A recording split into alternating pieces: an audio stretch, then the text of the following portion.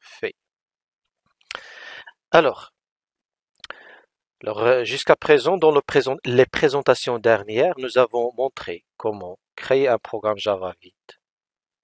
Quelles sont les règles à suivre pour le créer? Nous avons montré comment créer un programme Java exécutable. Nous avons montré comment afficher un message à l'écran. Nous avons montré aussi comment créer un programme Java qui gère les données. Alors, une application, une fois elle devient grande, une grande application Java, elle va pas uniquement gérer une seule donnée. Elle va gérer un ensemble de données. Donc, si tu es capable, très bien. Donc, si vous êtes capable de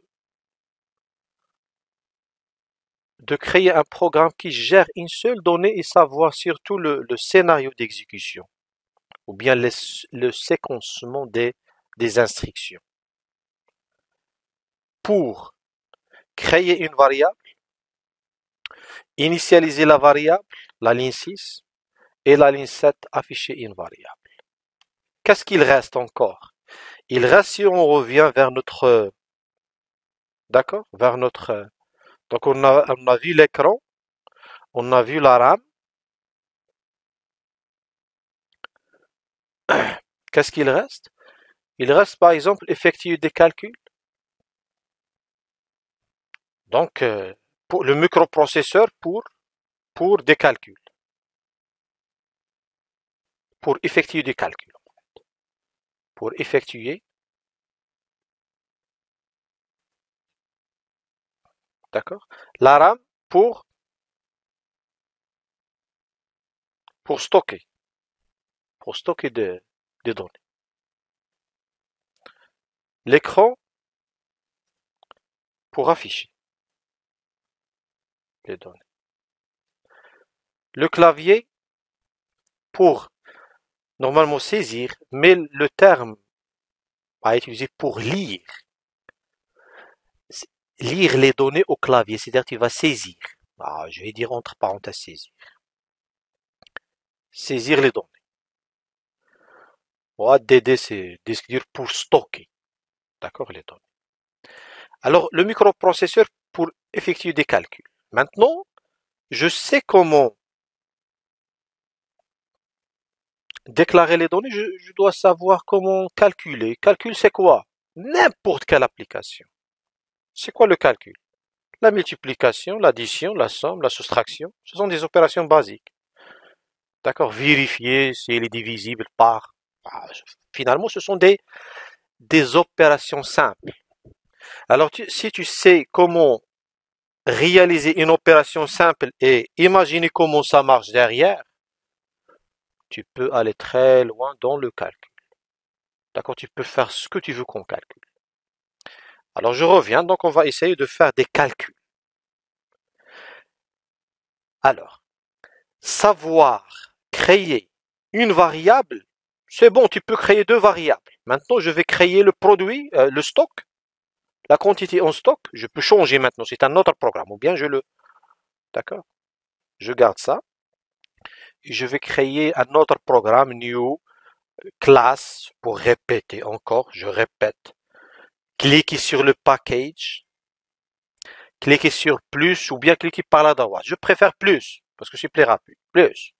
Donc, filtre, c'est classe, ou bien elle est directement visible ici, vous voyez, classe, ou bien je filtre classe. Et je vais mettre programme 2. Je ne peux pas créer programme 1 parce qu'il existe déjà. Obtenir main contrôle espace, ça doit devenir rapidement, parce que refaire, ça devient rapide. Je sais comment déclarer une variable. Maintenant, je vais déclarer deux variables parce que je souhaite l'objectif. J'ai pas montré comment écrire un commentaire. Un commentaire en Java, c'est-à-dire une ligne qui sera ignorée pendant la compilation. Je peux écrire ce que je veux, mais sera ignoré pendant la compilation. Ça, on ne l'a pas dit. Normalement, il fallait le dire dans le premier programme. Comment écrire un commentaire en Java? Qu'est-ce que ça veut dire un commentaire? Un commentaire, c'est un texte qui va être ignoré pendant la compilation. Commentaire, commencez par double slash. ou bien double anti-slash, texte à ignorer. Pour lui, par contre, celui-là, il ne va pas l'ignorer. Ou il va déclarer l'erreur. Qu'est-ce que ça veut dire? Il ne s'agit pas d'une insélection. Si tu vas, voilà, ça ne s'exécute pas, déjà une erreur. Pour lui, SS, qu'est-ce que tu souhaites dire? Mais si tu vas mettre SS précédé par pour lui, c'est un commentaire, il va l'ignorer. Maintenant, ton programme, il est correct. Soit écrire une seule ligne de commentaire ou bien plusieurs lignes. Regardez. Une ligne de commentaire, une deuxième ligne de commentaire, ou bien ici, je peux écrire plusieurs lignes de commentaires. Ce que tu veux ici. Et en général, on utilise le commentaire pourquoi? Pour décrire. Le développeur doit commenter son application. Si je dois expliquer qu'est-ce qu'il fait ce programme. Cette classe, regardez comment je vais faire. Cette classe, par exemple, cette classe permet de initialiser le stock et le prix, d'accord?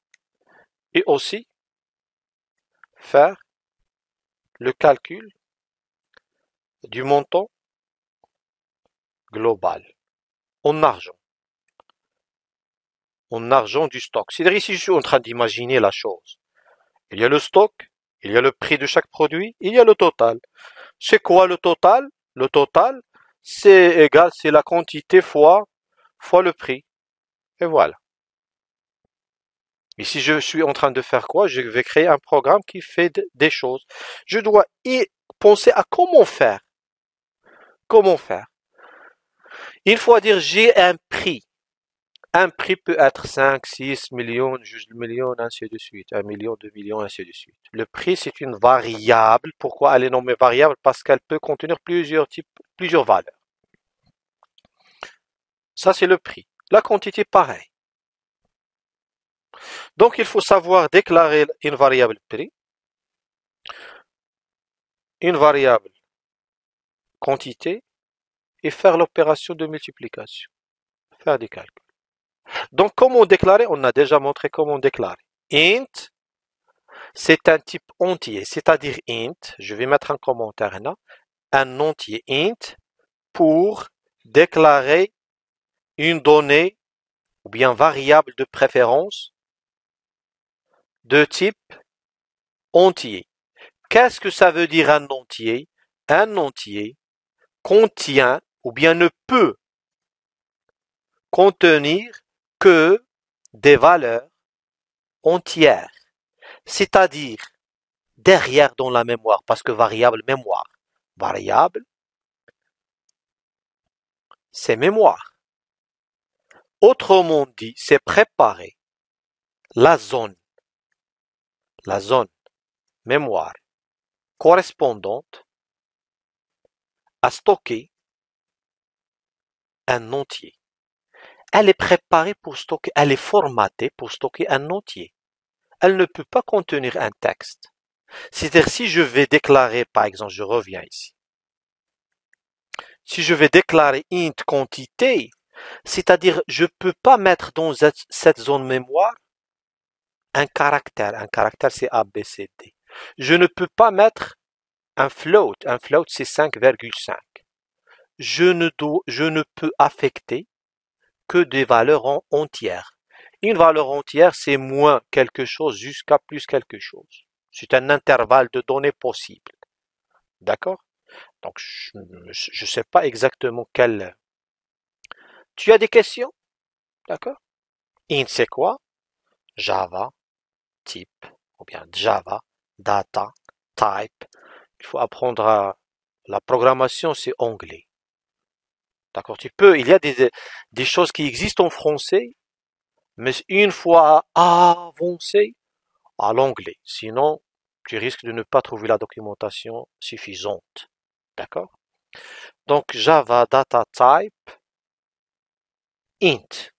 Il va me dire, Google, il est là, il va te répondre.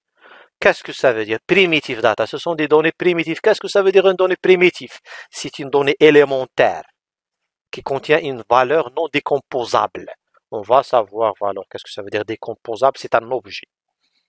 Par exemple, client, c'est une variable. Mais le client contient nom, prénom, adresse, téléphone, c'est une variable. Regardez qu'est-ce qu'il contient à son intérieur.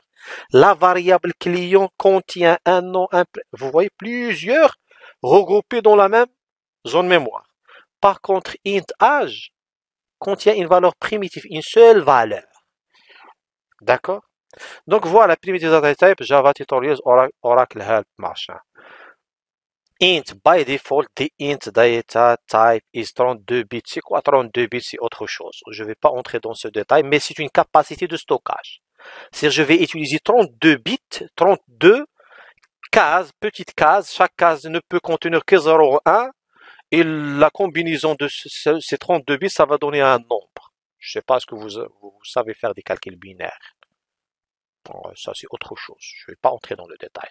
Alors, sign to complement an array which has a minimum value of moins 2. Regardez, moins 2 à la puissance 31. D'accord? C'est quoi moins 2 à la puissance 31? C'est par exemple, je ne sais pas, c'est moins 2 par mat poids. Voilà, il y a moins 2 à la puissance 31.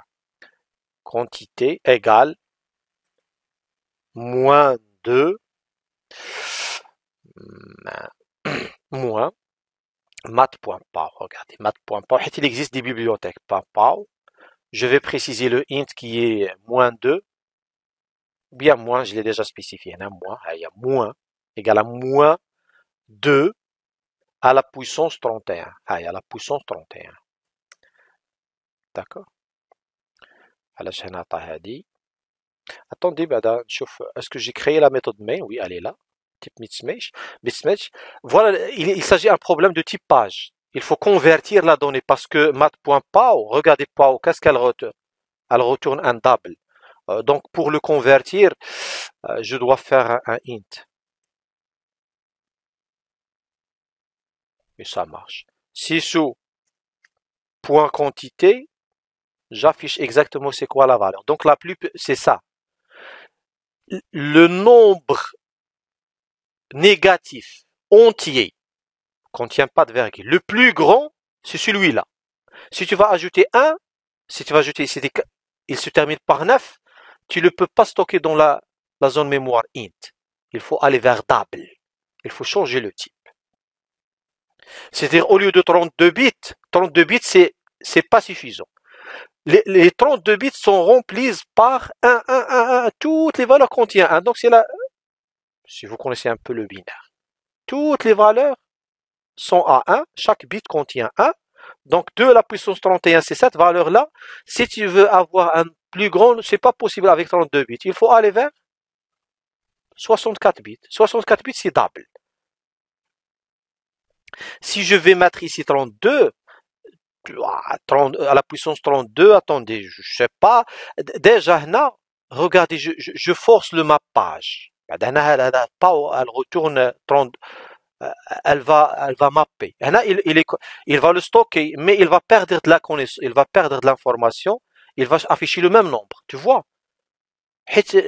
J'ai perdu de l'information, j'ai forcé le mappage. Alors, on va voir par la suite qu'est-ce que ça veut dire. Conversion de type. D'accord, même si tu vas faire 64, il va le mapper, mais parce que déjà, tu as 32 bits, toutes les cases contiennent 1. 64, tu n'as pas où stocker le reste. Jamais va changer cette valeur-là.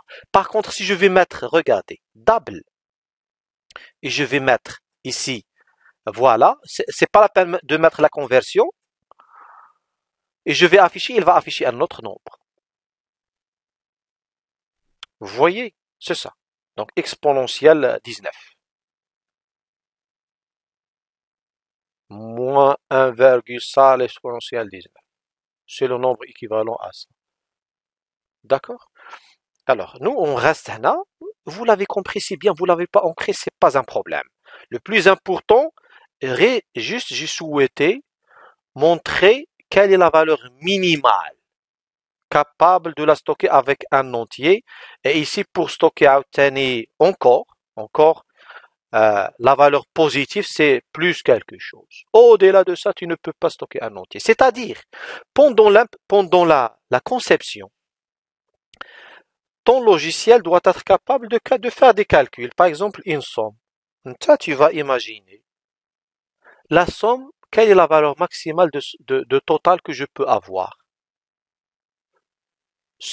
S'il est supérieur à ce nombre-là, donc il ne faut pas utiliser int, il faut utiliser double pour pouvoir faire des calculs correctement. Sinon, ton programme toujours, il ne peut pas stocker au-delà de ce nombre si tu vas utiliser des entiers. Donc, il faut utiliser des doubles. Nous, on sait que la quantité ne peut jamais arriver à ce nombre-là, puisque c'est positif la quantité, négatif ça va. D'accord?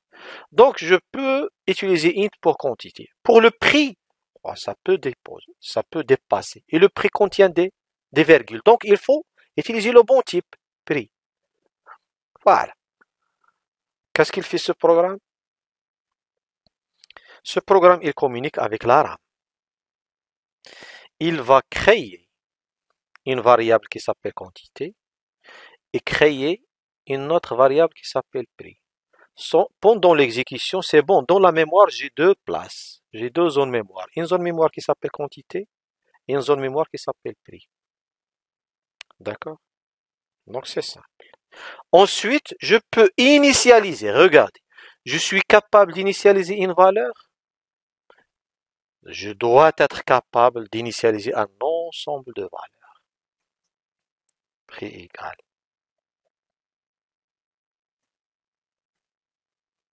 D'accord. Donc, j'ai deux zones mémoire dans lesquelles ma mémoire, ça c'est l'ancien programme. Maintenant, le nouveau programme, j'ai deux variables. J'ai la variable quantité. J'ai créé la variable quantité que j'ai initialisée avec 5. Et ensuite, toujours dans la RAM, j'ai créé une autre variable qui s'appelle prix et qui contient 5,5. Maintenant, qui va faire le calcul? C'est le microprocesseur. C'est le microprocesseur qui va effectuer des calculs. Alors, comment faire le calcul?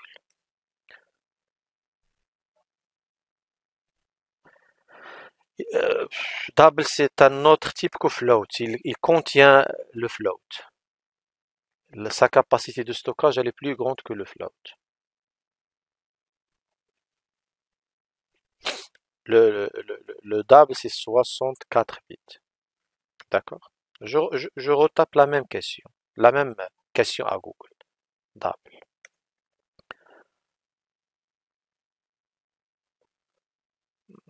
64 bits. D'accord? Tu souhaites avoir voilà les types. Voilà les types. Voilà int, voilà long, voilà float, voilà double, voilà boolean, voilà char. Ce sont les types. D'accord? Les types primitifs qui existent. Voilà le byte, voilà le short, voilà le int, voilà. C'est bien de lire ces choses-là. C'est bien de lire et essayer de comprendre. Lire et essayer de comprendre. Si tu comprends pas, c'est pas grave. Tu vas comprendre. Le plus important, c'est de lire et essayer. Si tu n'as pas compris, c'est pas grave. Tu vas comprendre un jour tout ce que tu as lu. Ça va venir automatiquement. Lire et relire, avancer.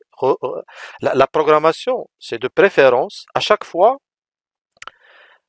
il faut, il faut jamais uniquement monter comme l'escalier.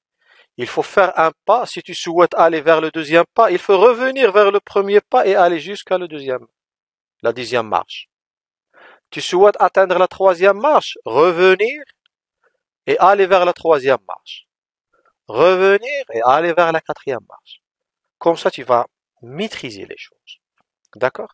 Alors, voilà maintenant comment interpréter, déclarer une variable qui s'appelle quantité, ou bien autrement dit, réserver une zone mémoire capable de stocker un entier. Réserver une zone mémoire capable de stocker un double. Cette zone mémoire s'appelle prix.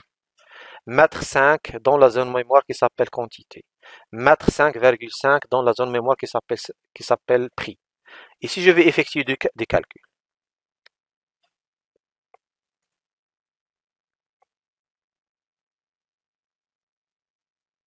Hmm, c'est pas grave. Ah, bah, je préfère qu'il fait quelque chose, mais c'est pas grave. En fait, je vais utiliser Hetna, voilà. Qu'est-ce que j'ai fait? Déclaration, déclaration, affectation, affectation, affichage. J'affiche quoi? Qu'est-ce que j'affiche? Comment il va faire l'affichage? Comment il va... il doit afficher une valeur. Une fois dire j'affiche, afficher une valeur. C'est-à-dire au début, il doit trouver la valeur. Pour la trouver, il doit la calculer. C'est-à-dire il doit faire le calcul avant d'afficher. Qui va faire le calcul? Le microprose. Qui va afficher? J'affiche à l'écran. Donc dans la sélection 24, je communique avec deux périphériques. Je communique avec le microprocesseur. Normalement, c'est pas un périphérique parce que le microprocesseur, c'est le cœur de la machine. Et tout ce qui est autour de microprocesseur, on les appelle périphériques. Le microprocesseur, c'est le centre. Qui effectue le calcul, c'est le microprocesseur. Où il va afficher le microprocesseur, il va communiquer l'information à l'écran pour qu'elle sera affichée. D'accord? Donc, je fais le calcul. Ce calcul, est-ce qu'il est stocké dans la mémoire? Non, il n'est pas stocké. Il est affiché directement. C'est-à-dire le microprocesseur, il communique le résultat de calcul à l'écran. Calculé, affiché. Comme si tu vas mettre ici system.out.println 55. 5 fois, on va dire شي حاجة سهلة. On dit la quantité 6 ou le prix 5. Comme si tu vas, le résultat à afficher c'est 30. Comme si pour lui, la directive ou bien la commande system.out.println va recevoir 30. Elle connaît pas quantité fois prix. Elle quantité 30. Pour elle, quantité fois prix, c'est 30. Qui a calculé ça? C'est le microprocesseur. Qu'est-ce qu'il a donné le microprocesseur à system.out? Il lui a donné 30. D'accord? C'est-à-dire, il y a le microprocesseur qui intervient, qui fait le calcul, et ce résultat, il est envoyé à system.out.println. D'accord? Alors, j'exécute 30. D'accord? Donc, ça, c'est comment effectuer des calculs, oui? Alors, print, regardez, quand je clique ici, regarde, je clique, j'essaie de cliquer, et même il y a une nouvelle ligne. Tu vois, il y a le curseur qui bouge ici, dans cette ligne-là. Il bouge ici. D'accord? C'est-à-dire il y a une nouvelle ligne qui a été créée. Créée par quoi? Par len. Line new, je pense. New line. Nouvelle ligne. Si je vais mettre print, regarde. Il n'y a pas une nouvelle ligne. Regardez, si je clique ici, le curseur toujours vient vers la première ligne. Il n'y a pas retour à la ligne. Donc, qu'est-ce qu'elle fait println? Println écrit une valeur et retourne à la ligne. Print, elle écrit une. D'accord? C'est-à-dire, si je vais regarder ici, point print et système, donnez-moi la sortie de ce programme. Fin. C'est quoi le résultat de ce programme? Il va afficher 30 et ensuite coller avec fin. Coller avec fin. Si je vais mettre ici len, il va écrire 30, revient à la ligne, écrit fin. Donc c'est ça là, la chose. D'accord. Vous voyez ici le code source devient de grand, de peu à peu il va. Mais le plus important c'est être capable de connaître les étapes. Les étapes sont simples. Il ne faut pas croire en tant que développeur, il ne faut pas croire que la machine elle est intelligente. Je souhaite calculer, faire une application de gestion, c'est une application pour moi de gestion de stock. Très simple. C'est quoi un stock? C'est un prix, c'est une quantité jusqu'à présent. Et je fais le calcul, j'affiche la quantité en argent. Qu'est-ce que tu vas faire? Il faut imaginer, il faut modéliser. C'est-à-dire, quelles sont les données nécessaires pour? C'est la première question qu'il faut se poser. Ça, c'est très important. La plupart des développeurs ratent ou bien donnent pas beaucoup d'importance à cette étape qui est nécessaire. qui est indispensable. C'est-à-dire se poser la question, j'ai un problème, ou bien une application, je vais dire une application à réaliser. Ça, c'est l'objectif global. Ça, c'est l'objectif global. J'ai une application à réaliser. Pour nous, notre application à réaliser, gestion de stock. D'accord? La question qu'il faut se poser, quelles sont les données à utiliser? Quelles sont les données à gérer? D'accord? À gérer. Ces données-là doivent être précisées d'une manière correcte. D'accord? Doivent être précisées d'une manière correcte.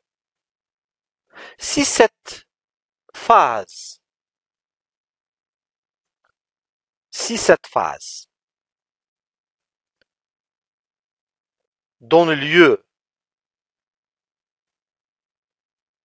à, c'est une réflexion indépendamment de tout langage de programmation. Sur un bout de papier, par exemple, tu vas écrire, moi je vais utiliser la quantité et le prix. Deux à la fois. Donne lieu à des données, je vais dire fausses, non, c'est pas fausse. Si cette phase donne lieu à des données, euh,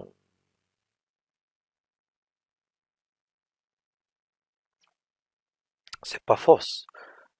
Hein? Non. Ah, diagramme de classe faux. Si cette phase, نشوفوا الكومنتار avant que s'il y a un commentaire. هذا غير accepté ولا أنا كنا شي واحد غيبروبوزي لنا la solution mais c'est pas grave. Alors, si cette phase ne définit pas d'une bonne manière d'une bonne manière les données, ça se répète. Finalement, si j'ai pas les bonnes données, cette phase, je peux l'appeler phase de conception. Et la phase de conception, c'est définir les données nécessaires à utiliser pour la réalisation de votre application. Cette phase, il y a une phase de modélisation qu'on peut appeler en général la création d'un diagramme de classe. Diagramme de classe, il définit les données nécessaires à utiliser dans votre application. Si tu définis un mauvais diagramme de classe, c'est une phase de conception, à ce moment-là, ton application jamais, elle va répondre aux besoins ou bien à tes besoins. L'application doit répondre aux besoins de l'utilisateur. Sinon, la jeter à la poubelle, ça coûtait très cher. Le développeur concerné, il a mal défini ses données. Les données sont mal définies. Jamais tu vas créer une application qui répond aux besoins. Donc l'application a coûté un prix et tu vas la jeter à la poubelle parce qu'elle ne répond pas aux besoins. La jeter à la poubelle. Pourquoi l'utiliser? Parce qu'elle ne répond pas aux besoins. Je calcule mal le stock ou bien j'ai même pas la variable quantité. À quoi sert? Donc j'ai mal conçu mon application. Donc ça c'est un détail, c'est une parenthèse. Quelles sont les données à gérer doivent préciser d'une manière correcte, phase de conception, diagramme de classe, on va peut-être voir ça par la suite. Ou bien vous allez la voir avec un autre prof, j'imagine. Maintenant, supposons que j'ai créé les bonnes variables, à savoir quantité et prix. Voilà, mes données sont bien précisées. Et maintenant, je définis ces données-là. Comment les définir? Quantité, c'est un entier, prix, c'est un double. Je vais savoir déclarer, savoir initialiser par la suite. C'est une initialisation, mais par la suite, donner la possibilité à l'utilisateur de saisir la quantité en stock. C'est-à-dire, je vais faire appel au clavier. C'est une technique. C'est un peu loin, mais ce qu'on va utiliser dans la suite. La même chose ici, donner la possibilité à l'utilisateur de saisir le prix. Ou bien, autrement dit, récupérer le prix à partir de disques durs, à partir d'une base de données. Ça, c'est très avancé encore. Mais ça reste la même logique. La quantité égale une valeur. Cette valeur, soit tu la récupères à partir de la base de données, soit à partir d'un fichier texte à partir du disque dur, soit saisi par l'utilisateur. Quantité égale. Nous, on a procédé à la manière la plus simple, l'initialisation qu'on appelle, c'est une initialisation en dur. D'accord? Initialisation en dur dans le code. La valeur, je la donne directement. D'accord? Donc ça, c'est une chose. Alors, vous avez comme exercice, je ne sais pas, je vais vous donner bien sûr les slides. Bien sûr, j'ai les slides qui correspondent à ça, mais jusqu'à présent, je fais le cours sans slides. Quand vous voulez, soit je suis des slides, soit je ne fais pas des slides, on va voir par la suite. Alors, formation. Alors, Java 2021-2022. Cours 1 Environnement Java, premier programme, données de type primitif. Nous sommes ici. D'accord. Créé une application. On va essayer de répondre à ce besoin. Alors, je vous donne combien de minutes? 5. Créer cette application.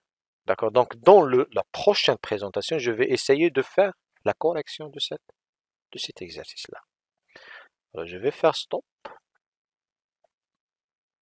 Voilà.